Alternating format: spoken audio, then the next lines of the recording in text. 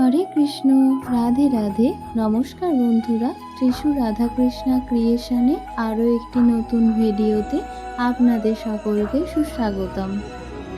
সিঁদুর পরার রয়েছে বিশেষ নিয়ম, মানলে স্বামী দীর্ঘায়ু ও দাম্পত্য মধুর হবে।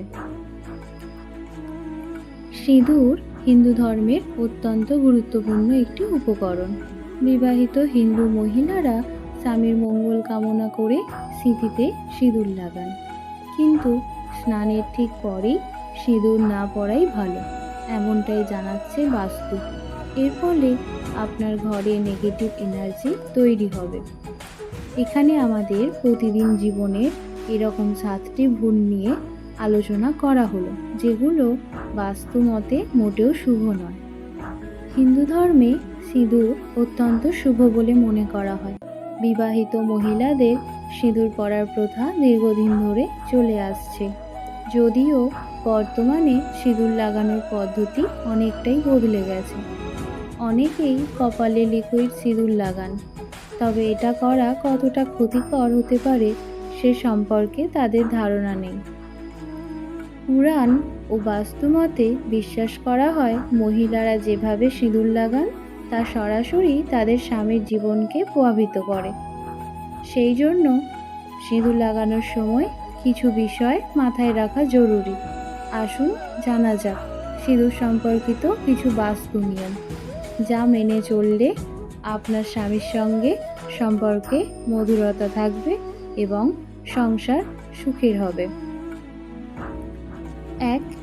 বিবাহিত মহিলাদের স্নান বা চুল ধোয়ার সঙ্গে সঙ্গে সিঁদুর পরা উচিত না। বাস্তুমতে এরকম করলে মহিলাদের ওপর খুব খারাপ প্রভাব পড়তে পারে।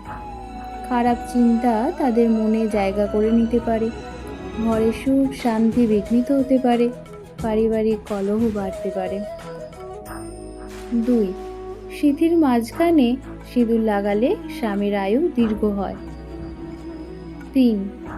আপনি যদি সিঁথির মাঝে সিঁদুর না লাগিয়ে ধারে লাগান, সেক্ষেত্রে আপনার স্বামী আপনার থেকে নিজেকে দূরে সরিয়ে নেবেন।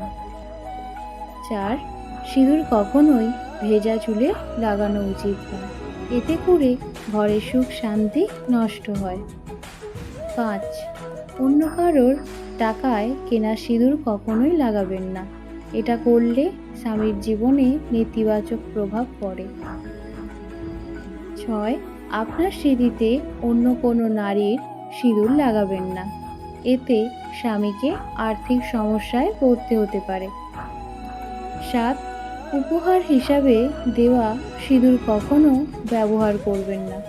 উপহার হিসাবে পাওয়া সিঁদুর ব্যবহার করলে স্বামীকে অনেক সমস্যার সম্মুখীন হতে হয়। বন্ধুরা, এই ছিল আজকের ভিডিওটি যদি আপনাদের ভালো লেগে থাকে তাহলে অবশ্যই লাইক করবেন এবং কমেন্ট করতে ভুলবেন না। আপনি যদি আমার চ্যানেলে প্রথম হন তাহলে অবশ্যই আমার চ্যানেলটিকে সাবস্ক্রাইব করে পাশে থাকা বেল আইকনটি প্রেস করে রাখুন। ভিডিওটি শেষ পর্যন্ত দেখার জন্য আপনাদের সকলকে ধন্যবাদ।